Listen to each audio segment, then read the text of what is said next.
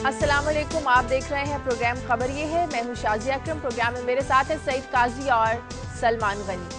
नाज़रीन, आज प्रोग्राम में सबसे पहले हम बात करेंगे इलेक्शन कमीशन की तश्कील नौ की, जिसके हवाले से आईनी दरख्वास्त दायर करने वाले डॉक्टर तारुल कादरी की दोहरी शहरियत पर अब सवाल उठा दिया गया है। यहाँ भी सवाल मुल्क से वफादारी का है कि दूसरे मुल्क की शहरियत रखने वाले पाकिस्तान या पाकिस्तानी पार्लियामेंट से वफादार कैसे हो सकते हैं। दोहरी शहरियत के हवाले से वज़ीर आज़म राजा परवेज़ अशरफ का कहना है कि दोहरी शहरियत रखने वालों को इंतखाबात में हिस्सा लेने के हवाले से कानून साजी की जाएगी ताकि वो इंतखाबात में हिस्सा ले सके। सवाल ये उठाया जा रहा है कि दोहरी शहरियत रखने वाला जब वोट डाल सकता है तो इंतखाबात में हिस्सा क्यों नहीं ले सकता। आज की समाअत भी होगी, इस बारे में बात करेंगे। हमारे नुमाइंदे कामरान हमारे साथ होंगे और लंदन से हमें ज्वाइन करेंगे हमारे नुमाइंदे अजहर जावेद। सबसे पहले कामरान से बात करते हैं। कामरान, मामला इलेक्शन कमीशन की तश्कील नौ का था, लेकिन मामला उल्टा हो गया और सवालात उठने लगे डॉक्टर तारुल कादरी की दोहरी शहरियत के हवाले से। ये बताइएगा कि कानूनी माहिरीन क्या कहते हैं कि जो शख्स किसी दूसरे मुल्क की शहरियत रखता हो, क्या वो पाकिस्तान की अदालत में मफाद आमा का कोई केस दायर कर सकता है? जी शाजिया, ये तारुल कादरी का पहला एक्सपीरियंस था सुप्रीम कोर्ट में दलाइल देने के लिए पेश होने का, और वो कुछ अच्छा साबित नहीं हुआ। सुबह 9 बजे से वो बैठे रहे और 2:15 बजे उनके केस का नंबर आया, तो तब उस केस की समाअत शुरू हुई। और उसके बाद फिर हुआ ये कि इलेक्शन कमीशन का तो जिक्र ही नहीं हुआ और उनकी दोहरी शहरियत का मामला जो था वो आड़े आ गया। इस सिलसिले में एक तो माहिरीन ये कहते हैं कि अगरचे एक कानून मौजूद है जिसके तहत अगर कोई पाकिस्तानी बैरून मुल्क शहरियत इख्तियार। कामरान, आपको आवाज आ रही है? कामरान से हमारा राब्ता खत्म हो गया है, दोबारा उनसे राब्ता करने की कोशिश करेंगे। अजहर जावेद लंदन से हमारे साथ टेलीफोन लाइन पर मौजूद हैं। जी शाजिया जी, अजहर ये बताएगा कि वज़ीर आज़म राजा परवेज़ अशरफ भी अब इन कोशिशों में लग गए हैं कि दोहरी शहरियत वालों के लिए कानून साजी की जाएगी कि अगर वो वोट दे सकते हैं तो वोट ले क्यों नहीं सकते। जी शाजिया, आज गुज़श्ता रात कुछ देर कबल ही यहाँ पर पाकिस्तानी कम्युनिटी की तरफ से एक इशाया दिया गया था वज़ीर आज़म राजा परवेज़ अशरफ और उनके वफ्द के एजाज़ में। यहाँ पर राजा परवेज़ अशरफ ने काफ़ी तफसीली तकरीर की और इस तकरीर में उन्होंने ख़ास तौर पर दोहरी शहरियत के हवाले से जो सवालात हैं उनका जवाब देने की कोशिश की, क्योंकि यहाँ पर कम्युनिटी के जो काफ़ी सरकर्दा लोग हैं जो यहाँ डुअल नेशनलिटी वाले हैं, पाकिस्तानी हैं जो बरतानवी शहरियत रखते हैं, तो उन्होंने ये मामला उठाया था आज यहाँ पर वज़ीर आज़म राजा परवेज़ अशरफ। राजा परवेज़ अशरफ का ये कहना था कि उन्होंने इस दोहरी शहरियत के हामिल अफराद को इलेक्शन में हिस्सा लेने के लिए कानून साजी की कोशिश की थी, लेकिन इसमें उनके कुछ इत्तेहादी और अपोजिशन रुकावट बनी और इस वजह से इसको अधूरा छोड़ा गया। लेकिन उन्होंने यकीन दिलाया, बल्कि उन्होंने वादा किया अपनी जो ऑडियंस थी वहाँ पर, जो पाकिस्तानी कम्युनिटी के लोग थे, वो इस मामले को एक दफा फिर आगे लेके चलेंगे और इस सिलसिले में बाकायदा कानून साजी करने की कोशिश की जाएगी। उन्होंने कहा टाइम तो कम है, लेकिन वो इस बारे में दोबारा कंसल्टेशन करेंगे। उन्होंने कहा अगर एक दोहरी शहरियत वाला अगर वोट दे सकता है तो वो वोट ले क्यों नहीं सकता। तो इस सिलसिले में काफी उन्होंने यकीन दहानी करवाई है पाकिस्तानी कम्युनिटी के जो डुअल नेशनल लोग यहाँ पर बड़े बड़े बिजनेसमैन थे कि वो आए और पाकिस्तान में सरमायाकारी करें और उनको इलेक्शन में लड़ने का हक देने के लिए पीपल्स पार्टी की हुकूमत अब भी अपनी कोशिशें जारी रखेंगे। तो लेकिन उन्होंने अपने इत्तेहादियों का भी नाम लिया कि उनके कुछ इत्तेहादी भी इस कानून साजी में रुकावट बने हैं। अजहर, आपने कहा कि प्राइम मिनिस्टर ने लोगों को वहां पाकिस्तान में सरमायाकारी के लिए कहा है, तो इस बारे में रद्द-ए-अमल क्या था वहां के लोगों का? क्या वो पाकिस्तान में सरमायाकारी करने के लिए तैयार हैं? जी सलमान साहब, ये एक बड़ा इशू है। जब भी पाकिस्तान से कोई अहम शख्सियत आती है, प्राइम मिनिस्टर या प्रेसिडेंट यहाँ पर आते हैं, तो चंद जो मखसूस अफराद होते हैं कम्युनिटी के, जिनकी पाकिस्तान के हाई कमीशन के साथ अच्छी सलाम दुआ होती है या बिजनेसमैन होते हैं, तो उनको वज़ीर आज़म से मिलवाया जाता है या जो भी प्रेसिडेंट होता है उनसे मिलवाया जाता है। तो वो यकीन दहानी तो करवाते हैं कि वो पाकिस्तान में सरमायाकारी करेंगे। आज एक अहम वफ्द भी मिला था जिसमें बेस्टवे ग्रुप के जो चेयरमैन है सर अनवर परवेज, जो एक बड़ा सरमायाकार है पाकिस्तान में बरतानिया से, तो उनसे तो मुलाकात में उन्होंने करवाई यकीन दहानी। लेकिन जो ऑफ द रिकॉर्ड मीटिंग्स होती है, हमारे से बात होती है, तो जो यहाँ पे पाकिस्तानी ओरिजिन के जो बड़े बड़े सरमाया दार है, उनका ये कहना है कि हम कैसे पाकिस्तान जा सकते हैं। इस वक्त जो सूरत हाल है पाकिस्तान। अगर ये बताइए कि एक तो ये हो गया कि वो आके सरमायाकारी करें, ये जो यहाँ से जाके वहाँ फ्लैट लेते हैं, मकानात लेते हैं, रियल स्टेट में करते हैं, तो हम भी तो बहुत सरमायाकारी करते हैं। हमारे तमाम एलीट के ज्यादातर पैसे तो वहीं पड़े हुए हैं, तो वो उनको ख्याल नहीं आता कि वो भी कुछ थोड़े बहुत पैसे यहाँ के खर्च कर दें। जी काजी साहब, जब आप यहाँ आते हैं, यहाँ से जितने भी अहम लोग यहाँ पे सरमायाकारी करते हैं तो उनको रिटर्न बड़ा अच्छा मिलता है। यहाँ पर अगर आप 1 मिलियन पाउंड जो यहाँ पर इन्वेस्ट करें बरतानिया में, तो सिर्फ 2 साल के अंदर आपको बरतानवी शहरियत दे दी जाती है। अगर आप 1-2 लाख पाउंड यहाँ पर सर्व करते हैं तो आपको 5 साल के अंदर शहरियत मिलती है, तमाम हकूक मिलते हैं, आपके बच्चों को यहाँ पे एजुकेशन फ्री होती है, तमाम सहूलियात देते हैं। मगर अजहर भाई जो हमारे यहाँ रेट ऑफ रिटर्न है, एक रिपोर्ट के मुताबिक 200 से 500 अरब रुपया यहाँ से निकाल के वहां ले गए हैं। इतना रेट ऑफ रिटर्न तो दुनिया के किसी कारोबार में नहीं है जो यहाँ से हमारे हुक्मरान वहां लेके गए हुए हैं। जी, रेट ऑफ रिटर्न के अलावा जो यहाँ पर सेफ्टी भी है, सबसे अहम फैक्टर जो है कि पाकिस्तान में जो सरमायाकारी के सेफ्टी नहीं है। यहाँ पे सेफ इन्वेस्टमेंट है। यहाँ पे जैसे आपने अभी बताया कि फ्लैट्स में सरमायाकारी है, यहाँ पे दूसरे बिजनेसेस में सरमायाकारी है। तो आज भी जो डिनर दिया गया था वो भी एक पाकिस्तानी ओरिजिन के एक बड़े सरमायाकार हैं और वजीर आजम राजा परवेज मुशर्रफ। हालात ऐसे नहीं है कि सरमायाकारी की जा सके। बिल्कुल ठीक, बहुत शुक्रिया अजहर जावेद आपका। कामरान एक बार फिर हमारे साथ लाइन पर कानूनी माहिरीन की जो राय थे वो पूछ रहे थे। जी कामरान। जी शादिया, जो ताहिरुल कादरी का मौक़िफ़ था, उन्होंने अपने दिफा में जो बात की, उनका ये कहना था कि पाकिस्तान का ये कानून है और पहले से चला आ रहा है कि अगर कोई पाकिस्तानी दौलत मुश्तरका के किसी रुकन मुल्क का की शहरियत इख्तियार करता है या दोहरी शहरियत अपनाता है तो ऐसी सूरत हाल में पाकिस्तान की शहरियत पर कोई फर्क नहीं पड़ता। लिहाजा वो अगरचे दोहरी शहरियत के हवाले से पार्लियामेंट में जाने के लिए तो नाअहल हैं, लेकिन एक वोटर की हैसियत से और एक शहरी की हैसियत से उनका ये कहना था कि वो ये दरख्वास्त दायर कर सकते हैं। इसलिए आईनी माहिरीन और कानूनी माहिरीन भी यही कह रहे हैं कि शायद वो ये वाला जो पहलू है कि जी कि वो क्योंकि वो कनाडा के शहरी हैं दरख्वास्त नहीं कर सकते, तो शायद ये नुक्ता जो है उन्हें ऐसी तकनीकी। तो आज की समाअत में भी इलेक्शन कमीशन की जो तश्कील नौ है इसका जिक्र नहीं होगा, सिर्फ डॉक्टर ताहिरुल कादरी की जो दोहरी शहरियत है इसके मुतालिक ही समाअत होगी आज भी। देखिए, पहले तो वो अपनी जो कंसाइज स्टेटमेंट आज उन्होंने जमा करानी है, जिसमें वो दोहरी शहरियत के हवाले से और अपना जो उन्होंने कानूनी जवाब साबित करना है ये दरख्वास्त दायर करने के लिए, पहले तो वो उस पर बात करेंगे। उस पर अदालत मुतमईन होती है तो फिर कार्रवाई आगे बढ़ेगी। और चूंकि मैंने एक बार पहले भी जिक्र किया था आप ही के प्रोग्राम में कि चीफ जस्टिस ने जब इसको अप्रूव किया समाअत के लिए इस केस को, तो उन्होंने लिखा था कि इसमें बहुत अहम कानूनी निकात जो है वो शामिल किए गए हैं। तो मेरा ये ख्याल है कि इब्तदाई समाअत के बाद जो डिटेल समाअत है उसका मरहला जरूर आएगा। ठीक है, बहुत शुक्रिया कामरान आपका। ब्रेक ले लो, ब्रेक के बाद आते हैं फिर काजी साहब आपसे आके बात करती हूँ। Take a break.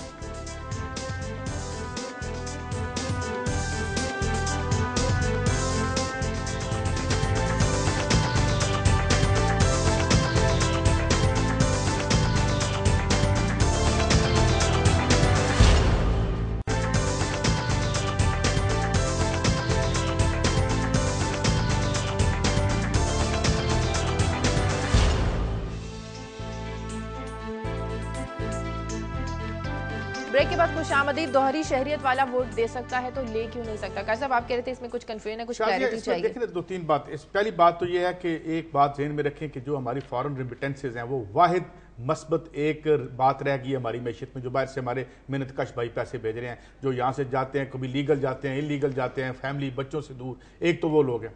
दूसरे लोग वो हैं जो यहाँ से माल कमाते हैं और वहाँ टैक्स के सेफ हेवन्स बने हुए हैं। इधर से माल कमाया, उधर जाके फ्लैट खरीद लिए, माल खरीद लिए, और फिर इसके खिलाफ बहुत बड़ा रद्द अमल वेस्ट में आया है। 30-35 के करीब टैक्स हेवन्स हैं जिसको उनकी रूलिंग क्लासेस भी इस्तेमाल कर रही हैं और मुबैना तौर पे 31 ट्रिलियन डॉलर पड़ा हुआ है वहां पे। और ये जो हमारे यहाँ इमदाद आती है, IMF के अब इतने पैसे किधर गए? ये वापस घूम फिर के उधर काले धन में चला जाता है और जिसको ये मैनेज करते हैं। तो यहाँ डिस्टिंक्शन करना बहुत जरूरी है। हमारे वो दोस्त, हमारे भाई जो वहां जाते हैं वो लेते हैं, वहां नेशनैलिटी भी लेते हैं, रहते भी हैं, मगर अपना रिश्ता नहीं तोड़ते, पैसे इधर भेजते हैं। ये हुकूमत यहाँ करते हैं, फ्लैट बाहर खरीदते हैं। पैसे यहाँ से कमाते हैं, इन्वेस्टमेंट बाहर करते हैं। तो ये जरा मामला इस तरह का है, इसलिए मेरे ख्याल में क्लैरिटी जरूरी थी। देखिए शाजिया, जब दोहरी शरीयत की बात, ये सवाल उठाया पाकिस्तान के चीफ जस्टिस ने, अदालत उज़्मा ने, डॉक्टर ताल, इससे पहले आपको पता है कि हमारे मुतअद्दिद अरकान असम्बली दोहरी शरीयत की बुनियाद पर नाअहल करार पा चुके हैं कि वो किस लिए था।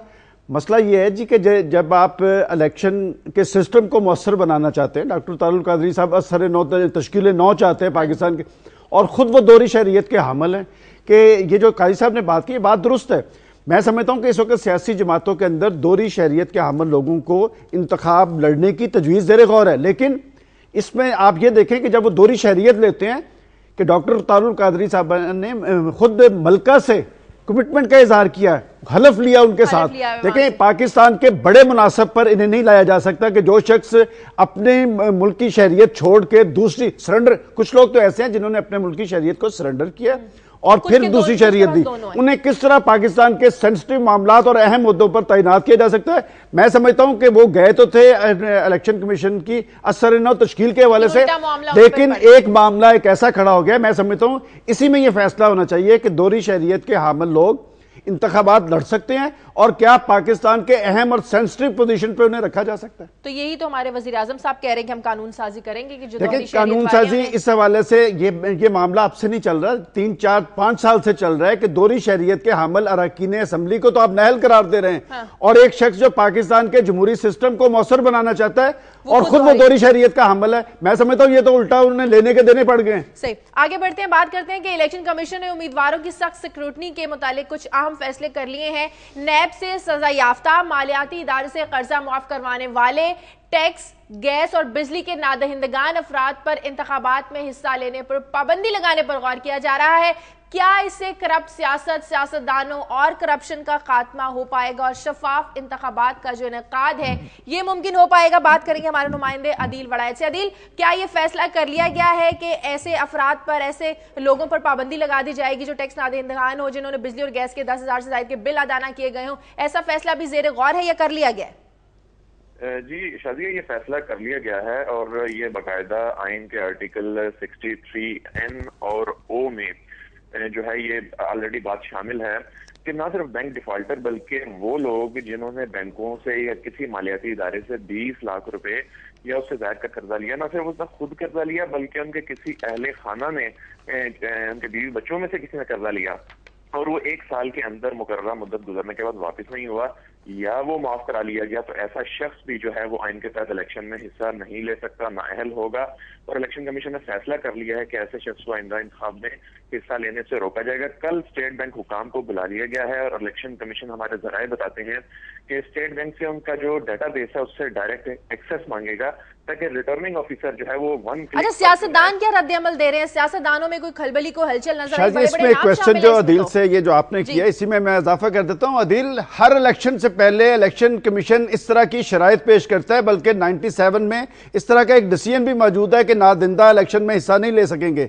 आप ये बताएं कि क्या इलेक्शन कमीशन अपनी इन शराइत पर अमल दरामद करवाएगा और किस हद तक ये जो अमल दरामद है मौसर होगा? जी देखें, इससे पहले जो स्क्रूटनी होती थी ना उम्मीदवार की, वो 1 हफ्ते से कम टाइम होता था। उसमें जब रिटर्निंग ऑफिसर के पास कागजात आते थे तो वो सिर्फ उन्हीं के खिलाफ कार्रवाई कर सकता था जिसकी उसके पास कोई सबूत या शिकायत आती थी, और ऐसा बहुत कम होता था क्योंकि दिन बहुत कम होते थे कागजात नामजदगी जमा कराने के बाद स्क्रूटनी के। अब 30 दिन की तजवीज है। अगर ये 30 दिन की तजवीज ये जो है ये बाकायदा कानून बन जाता है तो फिर वाकई ये मुमकिन होगा, क्योंकि स्टेट बैंक का रिकॉर्ड भी सारा होगा, उस पर फिर शिकायत पर नहीं होगा बल्कि जो भी उम्मीदवार इलेक्शन कमीशन के पास आएगा वो तमाम का रिकॉर्ड चेक होगा और इलेक्शन कमीशन वो खुद। एक और बात ये बताएं, ये जो 30 दिन की तजवीज है, पाकिस्तान की पॉलिटिकल पार्टीज जो है वो इस तजवीज के साथ मुतफिक है? जी, जब ये पार्लिमानी कमेटी में ये मामला गया तो बहुत से लोगों ने एतराज किया कि ये हमने तो आपको कहा ही नहीं है। इलेक्शन कमीशन तारुल कादरी की बात मान के खुद उसने इंतखाबी इस्लाहात बिल में ये 30 दिन की तजवीज क्यों शामिल कर दी, तो जिस पर हमारे जराए में बताया कि इलेक्शन कमीशन ने अब 14 रोज की तजवीज भी तैयार कर ली है। अच्छा अदील, ये बताइए, ये हमारे यानी आप बातें सामने आ भी चुकी है, मगर ये कितने लोग, अगर ये इस पे अमल हो भी जाता है हाफ हार्टेडली 14 दिन में, 15 दिन में, पहली दफा एक्सेस करेंगे, FBR का रिकॉर्ड भी आएगा, تو یہ کتنے لوگ, ابھی آپ نے اندازہ لگایا ہے کہ یہ تقریباً جو آج خبریں چھپی ہوئی ہیں روف کلاسرا صاحب کی, جو مین سٹریم لیڈر ہیں, یہ تو سارے ہی میرے خیال میں اب گھر بیٹھیں گے یا اپنی جگہ کوئی لوگ دیں گے. جی بالکل, سپریم کورٹ میں باقاعدہ ایک فہرست پیش ہوئی تھی جس میں بڑے بڑے جو سیاسی خاندان ہیں وہ خاندان کے خاندان ایسے ہیں کہ جنہوں نے قرض معاف کرایا ہوا ہے, اور قرضہ معاف کرانے والا جو ہے وہ 20 لاکھ روپے سے, اور وہ سارے وہ ایسے ہیں جن کا قرضہ 20 لاکھ روپے سے زائد کیا, نہ انہوں نے اپنے نام کا بلکہ انہوں نے اپنے اہل خانہ کے نام پر قرضہ بھی معاف کرایا ہوا ہے. تو ایسی صورت میں بڑے بڑے سیاسی خاندان. آخری سوال آپ سے عدیل, یہ 3-4 بڑے خانوادے ہیں, سارے کاروباری حضرات ہیں, تو یہ سارے اس کی زد میں آتے نظر آتے ہیں آپ کو؟ جی بالکل, کیونکہ الیکشن کمیشن نے جو میکنزم بنایا, اب اس میں دلچسپ بات یہ ہے کہ اب ساری بات واپس انہی پارلیمنٹیرین کے پاس چلی گئی ہے, کیونکہ قانون انہوں نے بنانا ہے. اگر یہ 30 دن باقی بچے ہیں, اگر ان 30 دن میں انہوں نے یہ لہت و لال سے کام لیا, قانون نہ بننے دیا, پھر تو وہ بچ جائیں گے. لیکن اگر یہ قانون بن گیا تو وہ پھر اس کی کروڑوں کے قرضے معاف ہوئے ہیں. بہت شکریہ آپ کا. اس میں شریف فیملی ہے, چودھری برادران, گوہر ایوب, سیف اللہ گیلانی فیملی اور بہت سے ایسے سیاستدان بڑے بڑے نام شامل ہیں. چاہوں گا کہ اگر آپ پاکستان کی سیاسی تاریخ دیکھیں تو یہ جو نادندگان کی باتیں ہیں یہ آج سے نہیں ہو رہی. یہ پاکستان کی سیاسی تاریخ اٹھا کے دیکھیں تو یہ اربوں خربوں لوٹنے والے ہمیشہ مسند اقتدار پہ برجمان رہے ہیں.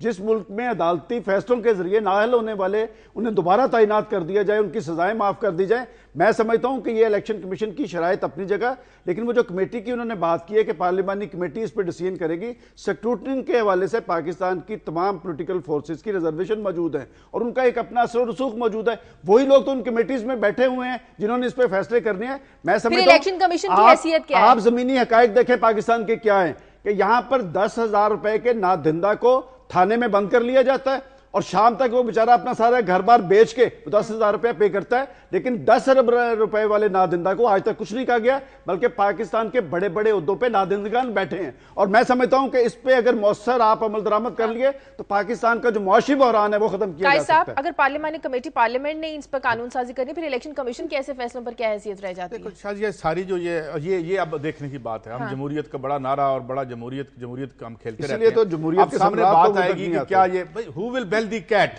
اپنے گلے میں پھانسی کا پھندا کون ڈالے گا بھائی. ایشو تو یہ ہے کہ یہ کیا اپنے خلاف قانون سازی کر لیں گے, کیا یہ قانون کو آگے بڑھنے دیں گے؟ اور یہ اب قوم دیکھ رہی ہے, میڈیا آج سامنے بول رہا ہے, ایشو آج سامنے آ گیا. تو چیزیں اب یہ عہد ایکسپوجرز کا عہد ہے, چیزوں کے سامنے آنے کا عہد ہے. ہمیں الیکشن کمیشن کا بھی اندازہ ہو رہا ہے, سپریم کورٹ کا بھی ہو رہا ہے, اس پولیٹیکل ایلیٹ کا بھی ہو رہا ہے. اب یہ ہے ان کا اپنا کرائسس, اب کرائسس سے کیسے نکلتے ہیں. اور یہ ٹھیک کہہ رہے ہیں, پیسے ہیں نہیں ریاست کے پاس, اگلا بجٹ جو بننا ہے وہ ایک عذاب ہوگا آپ کے لیے کہ کیسے اس کو آپ نے بنانا ہے. پاکستان کی سیاست میں بھی کل کی بات ہے کہ جنرل پرویز مشرف کے دور میں انہوں نے جن لوگوں کو ٹارگٹ کیا تھا کہ یہ لوگ کرپٹ ہے, یہ نادندہ ہیں, انہوں نے لوٹ مار کی ہے, چن کے ان لوگوں کو انہوں نے وزارتوں میں شامل کیا. میں سمجھتا ہوں کہ کہنے کی باتیں اور ہیں, کرنے کی باتیں اور ہیں, اور یہ بات درست ہے کہ جو لوگ خود پارلیمنٹ کے اندر موجود ہیں وہ کس طرح اپنے گلے میں باندھیں گے. اور میں سمجھتا ہوں کہ اگر اس مرحلے پہ الیکشن کمیشن اپنی شرائط پر عمل درآمد کس بنیاد پہ کرے گا. الیکشن کمیشن کی تشکیل پاکستان کی پولیٹیکل فورسز کی تائید سے ہوئی ہے نا. وہ یہ کہتے ہیں کہ چیف الیکشن کمیشن کو پاکستان کی سیاسی جماعتوں کا اعتبار اور تائید حاصل ہے. اور اس وقت جو بات سپریم کورٹ میں انہوں نے چیلنج کی تھی اس کا جواز بھی اسی لیے آیا کہ کیا یہ الیکشن کمیشن اپنی شرائط پہ عمل درآمد کرا سکے گا. یہ سارے وہ بحران ہیں جو آپ کی سیاسی تاریخ پہ محیط ہیں. کرپشن, لوٹ مار, نادندگان کے خلاف نہ ماضی میں کارروائی ہوئی نہ اب ہو رہی ہے, اور مستقبل میں کیا ہوگا یہ سب سے بڑا ایک سوال. نہیں تو اس کا بیچ کا راستہ تو کوئی نہیں ہے نا. اتنے بڑے بڑے سیاستدانوں کے اگر نام شامل آ رہے ہیں, مسند اقتدار پہ موجود ہیں جنہوں نے کرپشن اور لوٹ مار کیا ہے, ان سے ہم یہ توقع لگا کے بیٹھے ہوئے ہیں کہ وہ اپنے خلاف خود قانون سازی کریں گے. اگر ان کا کرپشن ہی وتیرہ رہا ہے, جو ہے وہ جو ڈکٹیٹر آتے ہیں وہ بھی کرپشن کرتے ہیں, یہ بھی کرپشن کرتے ہیں, تو پھر ہمیں یہ چوری دینی بند کر دینا. ہم تو یہ کہہ رہے ہیں ہر دور میں قرضے معاف ہوئے ہیں اس 5 سال کے اندر. قرضوں کو تو پارٹی کے دور کے موت ہوئے, مشرف کے دور میں ہوئے. قرضوں ان 54 مہینوں میں اس پارلیمنٹ میں اس یہ جو دور تھا, اس میں جو آپ نے آئی ایم ایف سے قرضے لیے, ہم سٹوری کر چکے ہیں, وہ 650 ارب روپے کے بنتے ہیں. وہ تو لیے جو ان لوگوں نے خود لے کے معاف کرائے. اسی دور میں 5 سال میں معاف ہوئے, 127 افراد قرضے معاف ہوئے. 740 ارب روپے کی چھوٹ دی آپ نے. 740 ارب روپے کا آپ کی ٹیکس آپ کی جو ہے وہ سیلز ٹیکس کا, آپ کا کسٹم ڈیوٹی. یہ خبر ہے جو ایف بی آر نے یہ فگر خود جا کے پارلیمانی کمیٹی کو دی ہے کہ جی ہم نے جو فائدہ پہنچایا ہے ان کاروباری حضرات کو وہ 740 ارب روپے کا ہے.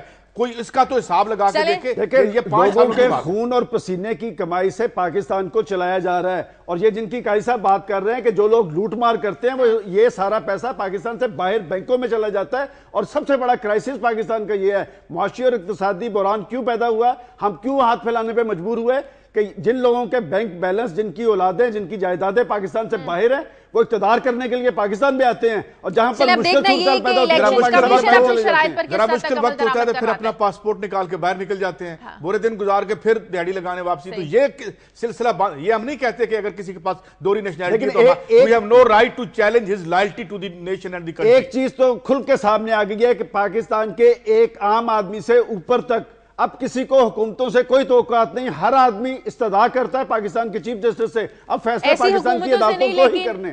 لیکن ہر کوئی پاکستانی جمہوری حکومت ہی چاہتا ہے، اگر ان لوگوں سے توقع نہیں ہے نا، لیکن جمہوری سسٹم کا تو خاتمہ کوئی نہیں چاہتا. پاکستان کے عوام جمہوریت چاہتے ہیں لیکن اس طرح کی جمہوریت نہیں چاہتے. اس طرح کی نہیں چاہتے، بالکل. مجھے ایک بریک لینی ہے، بریک کے بعد واپس آئیں گے اور بات کریں گے نگران سیٹ اپ کی.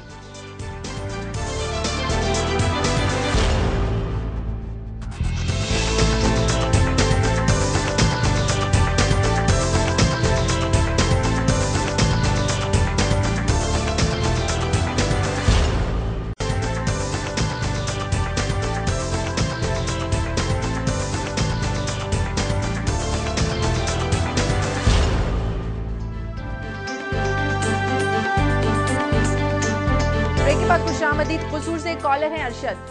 ہلو السلام علیکم. وسام بیٹا میں قصور سے اشرف قصوری بات کر رہا ہوں. جی جی بولیے. اچھا بات یہ ہے بیٹا، یہ جو آپ بات کر رہے ہیں یہ سیاستدانوں کی، یہ لٹیروں چوروں کی، ہم یہ جو قاضی صاحب ہیں یہ عوام کی ترجمانی کرتے ہیں. وہ جو سمیع صاحب کے وہ ان سے آپ نے ہماری جان چھڑوا دی. وہ جمہوریت پیپلز پارٹی نون لیگ کاف لیگ، خدا کے لیے کوئی نگران سیٹ اپ لے آئے 3 سال کے لیے، وہ ان چوروں سے ہمارے پیسے واپس لے، اور اس کے بعد جمہوریت کو ہم نے کیا کرنا؟ جمہوریت کو چاٹنا ہے یا ہمیں بتا دیں جمہوریت کیا چیز ہے؟ جمہور کا حقوق کی بات کریں تو پھر تو ٹھیک ہے. انہوں نے لوٹ اور دوبارہ یہی آئیں گے، آپ الیکشن کروا رہے ہیں، میری بات یہاں نوٹ کر رہا ہے، یہی چور آئیں گے، یہی حال اس ملک کا رہے گا. ٹھیک ہے، بہت شکریہ. سب سے پہلے تو سمیع صاحب کی میں بات کروں گی کہ سمیع صاحب اگر آپ یہ سمجھتے ہیں کہ وہ پروگرام چھوڑا ہے، انہوں نے پروگرام چھوڑا نہیں ہے، وہ امریکہ گئے ہوئے ہیں اور 3-4 دن بعد وہ ہمیں جوائن کریں گے. اس لیے بات کرتے ہوئے تھوڑے سے اگر سافٹ ورڈ یوز کر لی جائیں تو زیادہ بہتر ہوگا. جی دیکھیں شازیہ، انہوں نے جو بات کی ہے وہ کوئی ڈیموکریسی کے خلاف نہیں کی. بات یہ کہ جب جمہوریت کے نام پہ آپ کوئی لوٹ مار کا سسٹم متعارف کروائیں گے تو یہ وہ رد عمل ہے. یہ جو ہم بڑے بڑے جلسوں پہ بیٹھ کے گفتگو کرتے رہے تو وہ جلسوں میں جو رد عمل تھا وہ سیاسی سسٹم کے خلاف تھا. دنیا کے اندر جہاں پر جمہوریت ہوتی ہے وہاں پر لوگوں کی زندگیوں میں اطمینان ہوتا ہے، وہاں پر معاشی عدالتی انتظامی استحکام ہوتا ہے، معاملات حکومت کے چلتے ہیں. کہ اس وقت حکومتیں چلتی نظر آئیں لیکن پاکستان چلتا نظر نہیں آیا.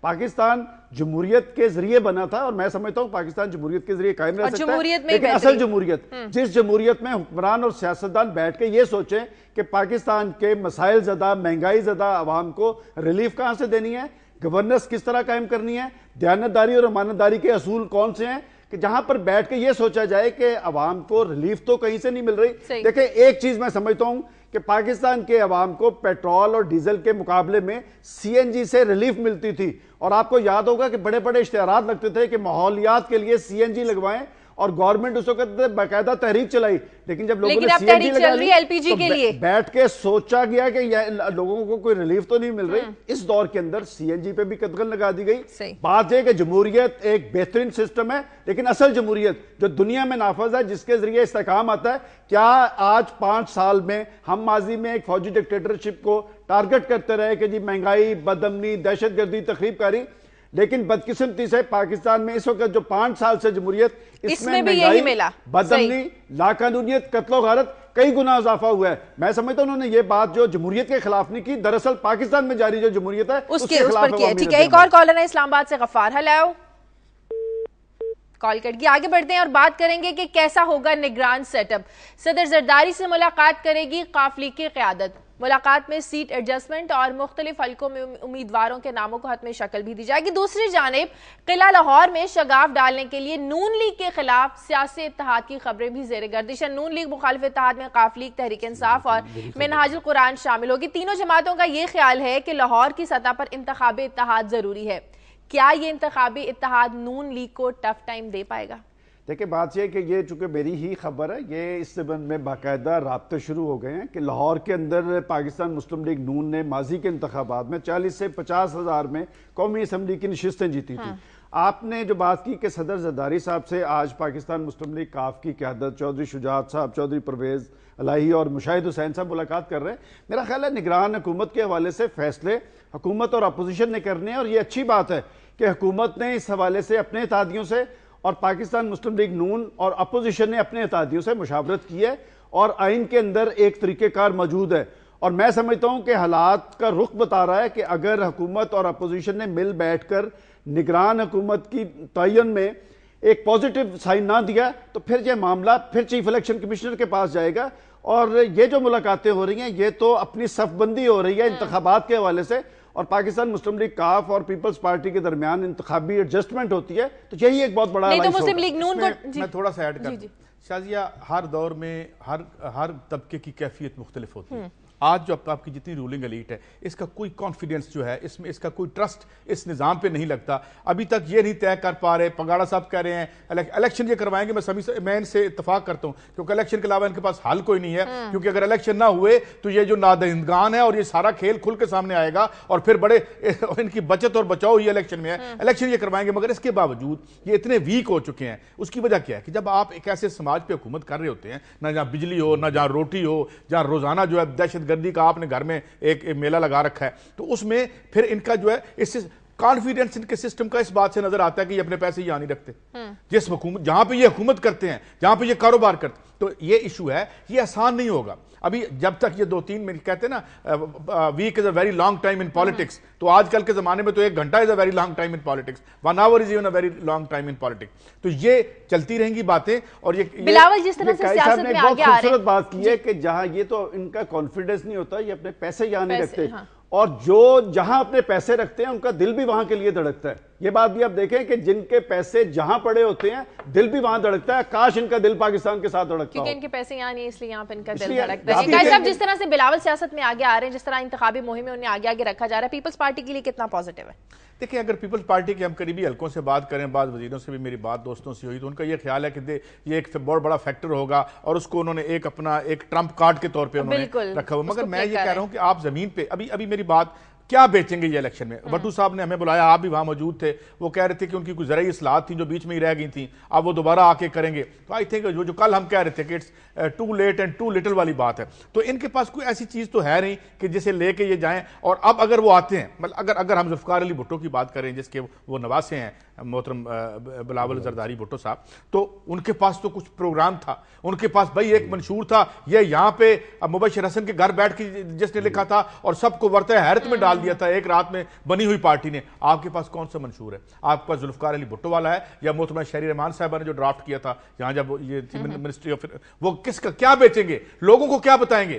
آپ کے پاس کیا ہے لوگوں کو دینے کے لیے؟ اب یہی وجہ ہے کہ مسلم لیگ نون بھی جوڑ توڑ کرے گی اور اپنے جو چھوٹے موٹے جو منصوبے ہیں ان کو بڑھا چڑھا کے پیش کرے گی. اسی طریقے سے یہ جوڑ توڑ کی سیاست ہوگی. جس طرح سے چودھری شجاعت حسین کہہ رہے ہیں، اندر سے یہ سارے مانتے ہیں کہ الیکٹیبلز کو پکڑو، جن کے ذاتی ووٹ ہیں ان کو پکڑو. غنی صاحب، میں آپ سے یہ پوچھوں گی کہ مسلم لیگ نون کے خلاف جو اتحاد بن رہا ہے لاہور میں، انتخابی اتحاد، ہر کوئی اپنا اپنا سیاسی حصہ مانگ رہا ہے، کاف لیگ، تحریک انصاف اور منہاج القرآن، سب مسلم لیگ نون کو ٹف ٹائم ملے گا اس سے؟ دیکھیں شازیہ، مسلم لیگ نون جو ہے پاکستان کے سب سے بڑے صوبے میں خود برسر اقتدار رہی ہے، اور ان کی کارکردگی بھی کوئی اتنی قابل رشک نہیں ہے. تو آخر کیا وجہ ہے کہ یہ پاکستان مسلم لیگ نون کے خلاف اتحاد اور کس کو روکنے کی کوشش کی جا رہی ہے؟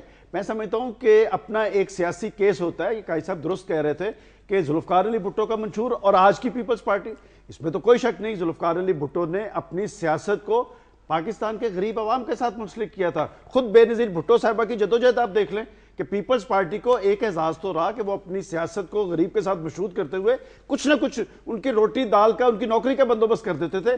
کیا اس 5 سال میں پیپلز پارٹی کے اس منشور کے مطابق ہوا؟ میں سمجھتا ہوں جہاں تک آپ نے مسلم لیگ نون کی بات کی ہے کہ اگر آپ چاروں صوبوں کے مقابلے میں دیکھیں تو پنجاب کی صورتحال لا اینڈ آرڈر کے حوالے سے اور گورننس کے حوالے سے زیادہ بہتر رہی ہے، اور سارا کچھ جو کچھ ہو رہا ہے وہ پنجاب میں کیا جا رہا ہے اور پنجاب کے آگے لاہور میں.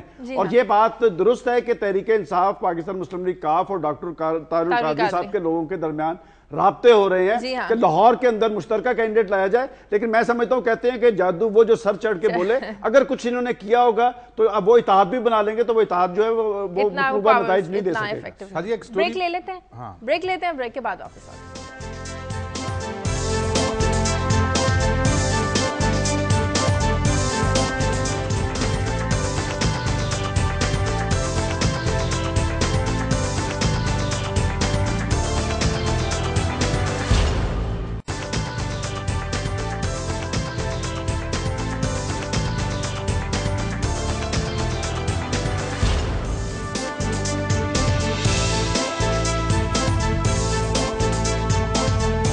کے بعد خوش آمدید. کراچی میں مختلف علاقوں میں فائرنگ، ٹارگٹ کلنگ لوگوں کی جان لے رہی ہے. ایم کیو ایم کی رابطہ کمیٹی کا یہ کہنا ہے کہ کراچی میں قتل اور دھماکے منظم سازش کا حصہ ہے اور کئی علاقے وہاں وزیرستان بن گئے ہیں اور بعض ایریاز جو ہیں یہ پولیس کے لیے بھی نو گو ہیں. منظم سازش کے پیچھے کس کا ہاتھ ہے، اس کا پتہ کیوں نہیں لگ پا رہا؟ بات کریں گے ہمارے نمائندے اسلم خان سے. اسلم، ایم کیو ایم جس طرح کے خدشات کا اظہار کر رہی ہے، آل پارٹیز کانفرنس بھی بلا لی گئی ہے، کیا اس قسم کا بھی کوئی اندیا دیا جا رہا ہے کہ ان تمام حالات کے پیش نظر الیکشنز میں تاخیر ہو سکتی ہے، ملتوی ہو سکتے ہیں الیکشنز؟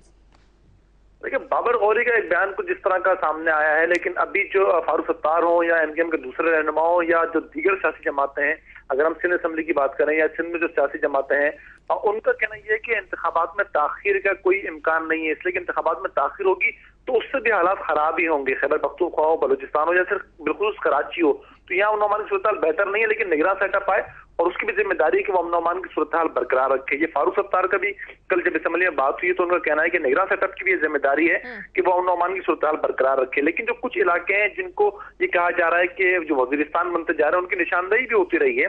بلدیہ ٹاؤن کا علاقہ ہے، اتحاد ٹاؤن، یہ وہ علاقے ہیں. گلشن بونیر کا علاقہ ہے جو قائد آباد کے علاقے میں. لیکن اسلم، سپریم کورٹ بھی کہہ چکی ہے کہ جس طرح کے حالات کراچی کے نظر آ رہے ہیں، ایسی صورتحال میں الیکشن کا جو انعقاد ہے وہ ممکن نظر نہیں آ رہا. لیکن اس کے اگر میں میر حاصل بزنجو کی بات کروں، بلوچستان نیشنل پارٹی کے، بلوچستان کے حالات بھی خراب ہیں. ان کا کہنا ہے کہ افغانستان میں جب الیکشن ہو سکتے ہیں تو بلوچستان میں کیوں نہیں ہو سکتے. بات بالکل درست ہے کہ کراچی کے حالات دیکھیں ماضی میں بھی خراب رہے ہیں، 88 میں بھی خراب رہے ہیں، 90 میں بھی خراب رہے ہیں، 93 میں بھی خراب رہے ہیں. یہ پہلی دفعہ نہیں ہے. کراچی میں امن و امان کی جو صورتحال ہے پہلی بار خراب نہیں ہے. 1988 کے بعد سے یہ حالات صاحب یہ بتائیں کہ کراچی کی صورتحال، وہاں پر کراچی کے عوام نے نمائندگی کا حق تو ایم کیو ایم کو دیا ہے، اور کراچی کے حالات کی بہتری یا وہاں پر امن و امان کے قیام کے حوالے سے ایم کیو ایم کے رول کو آپ کس طرح دیکھ رہے ہیں؟ ایم کیو ایم کا رول دیکھیں، اگر جب محکمہ داخلہ ایم کیو ایم کے پاس تھی تو حالات پھر بہتر تھے، یہ بات ایک ماننے والی ہے. لیکن اب جب ان سے سوال کیا جاتا ہے کہ آپ پھر تو حکومت میں تو ہیں، اگر آپ کا محکمہ داخلہ نہیں ہے تو بھی آپ کو آگے بڑھ کر کردار ادا کرنا چاہیے. لیکن ایم کیو ایم کا موقف یہ ہوتا ہے کہ چونکہ ان کے پاس محکمہ داخلہ نہیں ہے، اختیارات دوسروں کے پاس ہیں، اس لیے وہ رول نہیں ادا کر سکتی. ان پر اعتراض ہوتا ہے. مختلف پریس کانفرنس میں سے یہ سوال ضرور ہوتا ہے کہ آپ حکومت میں تو شامل ہیں، اگر آپ کا محکمہ داخلہ نہیں ہے، لیکن آپ کو حکومت کا ایک اہم اتحادی ہونے کے ناطے آپ کے پاس 51 نشستیں ہیں اسمبلی میں، تو آپ کی ذمہ داری بنتی ہے. پازیٹیو بات ہے کہ کوئی بھی سیاسی جماعت جو ہے وہ الیکشن میں تاخیر نہیں چاہتی. بہت شکریہ اسلم خان آپ کا. قائد صاحب آپ کی خبروں کی طرف آتے ہیں. شاید یہ میرے پاس ایک سٹوری ہے، یہ سندھ اینول ڈیولپمنٹ پروگرام ہے جو پچھلی بڑا ایک ایمبیشس پروگرام انہوں نے انویل کیا تھا جب یہ پچھلا بجٹ آیا تھا صوبائی. تو اس میں انہوں نے ہمیں بتایا تھا کہ 161 بلین 161 ارب روپیہ یہ لوگوں کی جو ایک ڈیولپمنٹ ہے اس کے لیے استعمال کریں گے. مگر 7 ماہ گزر جانے کے بعد یہ جو مالی سال ہے انہوں نے اس کا صرف 15% ریلیز کیا ہے، یعنی 85% خرچ ہی نہیں ہوا.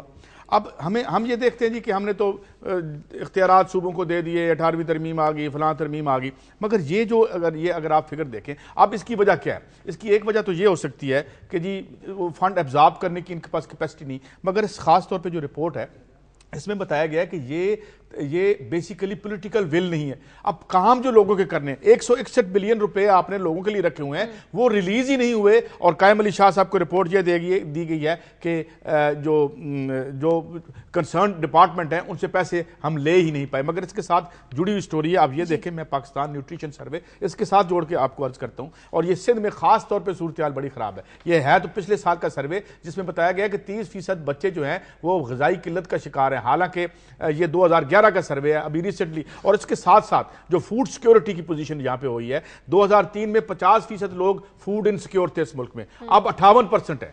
42% لوگوں کو یہ یقین ہوتا ہے کہ شام کو ان کو روٹی مل جائے گی. 58% لوگ اس خطرے میں زندگی. بس جب یہ پیسے آپ لوگوں کے خرچ نہیں کرتے, اور پھر خاص طور پہ پرائیویٹ سیکٹر جب بیٹھ گیا ہے, بجلی آپ نہیں دے رہے, گیس آپ نہیں دے رہے, تو پرائیویٹ سیکٹر میں تو کام نہیں ہو رہا, تو اب رہ گیا کام کہ چلو 4 پیسے ریاست لگا کے کوئی ڈیولپمنٹ کرے کوئی, تو وہ اس کا یہ عالم ہے کہ 85% فنڈ جو ہیں وہ ابھی تک لیے ہی خرچ ہی نہیں کیے گئے, جاری ہی نہیں کیے گئے, کو جا کے وہ خرچ ہوں اگلے 4-6 مہینوں میں. صحیح. جی غنی صاحب, شادیہ میاں نواز شریف جو پاکستان مسلم لیگ نون کے سربراہ ہیں, گزشتہ روز وہ رحیم یار خان گئے اور انہوں نے ایک دفعہ پھر نئے صوبوں کی بحث شروع کروا دی, اور ان کا کہنا تھا کہ جو حکومت ہے وہ سرائکی صوبہ نہیں بلکہ ہیرا پھیری کا منصوبہ بنائے ہوئے ہے. دیکھیں, نئے صوبوں کی ضرورت اور اہمیت تو اپنی جگہ موجود ہے, اور سب سے زیادہ آپ کو یاد ہوگا کہ یہ نعرہ جو ہے یہ ایکس پرائم منسٹر یوسف رضا گیلانی نے لگایا تھا, پیپلز پارٹی نے لگایا تھا. لیکن آخر کیا وجہ ہے؟ اور آپ کو یاد ہوگا وہ کہہ رہے تھے کہ الیکشن سے پہلے ہم نیا صوبہ بنائیں گے. نئے صوبوں کی بحث اس لیے تھی کہ گورننس نہیں ہے, لوگوں کے مسائل حل نہیں ہو پا رہے, اور نئے صوبوں کے ساتھ ساتھ اگر دیکھا جائے جن ایشوز کو لوگ بنیاد بنا رہے ہیں اس کے لیے ڈسٹرکٹ گورنمنٹ سسٹم ضروری ہے. بدقسمتی یہ ہے کہ دونوں پولیٹیکل پارٹیز پاکستان میں جمہوریت کی بات کر رہی ہیں, لیکن جمہوریت کے جو بنیادی ادارے ہیں اس حوالے سے اپنی ذمہ داری انہوں نے پوری نہیں کی.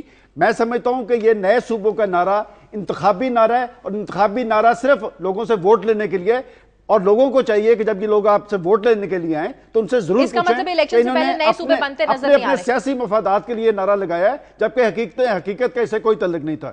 دوسری بات, پاکستان تحریک انصاف نے اپنا جماعتی الیکشن کروانا شروع کیا ہے. یہ بات درست ہے کہ اگر سیاسی جماعتیں اندر سے مضبوط ہوں گی تو جمہوری سسٹم بھی مضبوط ہوگا, لیکن اس میں کچھ فائرنگ کے واقعات بھی ہوئے. سب سے دلچسپ بات یہ ہے کہ جو الیکشن ہوئے ہیں اس میں جو ماضی کے اندر جو کارکن ان کے ساتھ جدوجہد کرتے رہے وہ ہارے ہیں, اور جو 30 اکتوبر کے بعد مینار پاکستان کے جلسے کے بعد جو لوگ شامل ہوئے وہ جیتے ہیں. میں سمجھتا ہوں یہ لمحہ فکریہ خود تحریک انصاف کی قیادت کے لیے. اور تیسری بات جو ہے وہ ڈاکٹرز کی ہڑتال جاری ہے, پولیس گردی ہوئی پرسوں ان کے ساتھ, لیکن میں دیکھ یہ رہا ہوں کہ ایک الزام تراشی کی روش ہے خود حکومتی ذمہ داران اور ڈاکٹرز کے درمیان میں. لیکن اس ساروں کے اثرات جو ہیں وہ آپ ہاسپٹلز کے اندر دیکھیں کہ مریض خار ہوتے نظر آ رہے ہیں, لوگ مر رہے ہیں, نہ ڈاکٹرز کو ذمہ داری کا احساس ہے نہ حکومت کو, اور یہ معاملہ طول پکڑتا چاہتا ہے. میں سمجھتا ہوں کہ اس حوالے سے بنیادی ذمہ داری پنجاب کے چیف منسٹر کی ہے کہ وہ جتنی جلدی چاہیں اس معاملے کو حل کریں تاکہ مریض جو خار ہو رہے ہیں ان کا کوئی بندوبست کیا جا سکے. باتیں ہم کر رہے ہیں, یہ کر رہے ہیں, ابھی اور بھی ہم بات کریں گے. یہ جو اپنا ڈیولپمنٹ فنڈ ہے, میرے خیال میں لگتا ہے کہ یہ ہمارا خیال ہے کہ یہ حکومتوں میں اس لیے گئے ہیں کہ انہوں نے کوئی ہمارا کام کرنا ہے. دیکھیں نا, آپ کی پریورٹی, آپ نے زندگی میں ایک کام کرنا ہے, ایک نجی زندگی میں انڈیویجولی آپ نے جو کام کرنا ہے وہ ہو جاتا ہے. جو آپ اپنے گھر میں ہاؤس ہولڈ میں کر رہے ہیں, ان کے گھروں میں بجلیاں لگی ہوئی ہیں, کاروبار ان کے بڑے اچھے چل رہے ہیں, مگر یہ اب صوبوں کا معاملہ ہے. میں پہلے دن سے یہاں اس پروگرام میں کہہ رہا ہوں کہ نہ ان سے بنیں گے نہ یہ بن پائیں گے, اور یہ بنا کے بھی کچھ نہیں کر پائیں گے, کیونکہ آپ کی ترجیحات زندگی میں کیا ہے, یہی ایشو بن گیا. اور یہ جو انہوں نے پی ٹی آئی کی بات کی ہے, میں سمجھتا ہوں کہ وہ جو اگر زیادہ لوگ آ کے نئے لوگوں کو الیکٹ کر رہے ہیں تو وہ کوئی بری بات نہیں ہے میرے خیال میں. ان کو ہمیں ان کے جمہوری عمل کو سراہنا چاہیے. میں اس سے قائد صاحب چھوٹا سا میں اختلاف کروں گا. دیکھیں, بات یہ کہ ہمارے یہاں پاکستان میں سیاسی جماعتیں اور سسٹم اس لیے مضبوط نہیں بن سکا کہ جدوجہد کرنے والے کچھ اور ہوتے ہیں. یہ جو اب ہم پیپلز پارٹی کا رونا رو رہے ہیں کہ پیپلز پارٹی کے جن لوگوں کو میں جدوجہد کرتا دیکھ رہا ہوں وہ تو بیچارے اپنے گھروں کے اندر بیٹھے ہیں, اور نئے لوگ آ کے بالادست ہو گئے. دیکھیں, جب تک آپ نظریاتی پولیٹکس نہیں کریں گے, آپ نے بھی تھوڑی دیر پہلے بھٹو صاحب کی مثال دی کہ ان کا منشور جو تھا اس منشور کو لوگوں نے ووٹ دیے تھے. آج میرا خیال پیپلز پارٹی کا منشور شاید خود پیپلز پارٹی کا رکین پارلیمنٹ میں بھی نہیں پڑھا, کسی کا سب کے منشور نکال لیں آپ. ایک سے منشور ہے سارے کے سب کے, ان کے سب کا جو ہے وہ I M F, world bank, اس کے ساری جو ریسیپیز ہیں ڈیزاسٹرس پوری دنیا میں جو انہوں نے ایک معاشیود مچا رکھا ہے اس پہ یہ سارے. اور میں آج آپ کو ایک اور بتاؤں, ان لوگوں نے اگر آپ غور سے دیکھیں نا تو معیشت کو ابنڈن کر دیا ہے. अगर आज 60 पीछे 10-15-20 साल पीछे जाएं, कोई 5 साल मंसूबा बनता था, डॉक्टर मंसूर जो थे हक, क्या नाम है, महबूब हक, वो अब ये कहते हैं इसको चलने दो, ये खुद ही ठीक होगा, खुद इसको तो साइड पे कर दो ना, इधर आए सियासत खेलते हैं। तो ये मामला है। मैं थोड़ा सा एक वॉर ऑन टेरर पे मेरे पास स्टोरी है जो हमारी एजेंसीज की आपस में मीटिंग हुई है, इसमें कुछ फिगर सामने आए हैं जो मैं अपने नाज़रीन के सामने रखना चाहता हूँ कि तकरीबन जो IEDs जिसे आप कहते हैं, जो कि एक्सप्लोसिव डिवाइसेस होती हैं जिनको सड़कों पे ये आमतौर पे एक्सप्लोसिव क्या इम्प्रोवाइज्ड एक्सप्लोसिव डिवाइसेस, इसके 33,150 वाक़यात हुए हैं पिछले 10 सालों में।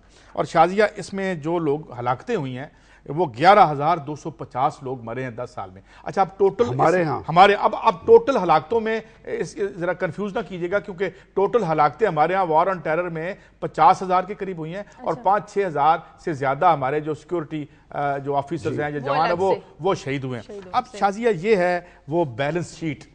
अब जब आप ना अपनी इंटरनल पॉलिसी बना सके, इंटरनल पॉलिसी आपकी IMF वर्ल्ड बैंक बनाएगा, आप रखेंगे जो है आलमी मालियाती इदारे का साहब या हाजरा मुलाजिम जो है उस पर वो इकोनॉमिक टेररिज्म करके, जो मैं स्टोरी कर रहा था कि स्टंटेड ग्रोथ है बच्चों की। मैं ये फिगर जो यूनिसेफ की फिगर्स आई हैं वो इससे ज्यादा खौफनाक है कि 50% बच्चे जो हैं, इसका मतलब जो अगली नस्ल हमारी जवान होगी उनके जो जिस्म के अज़ा हैं उनकी नश्मो नुमा आई।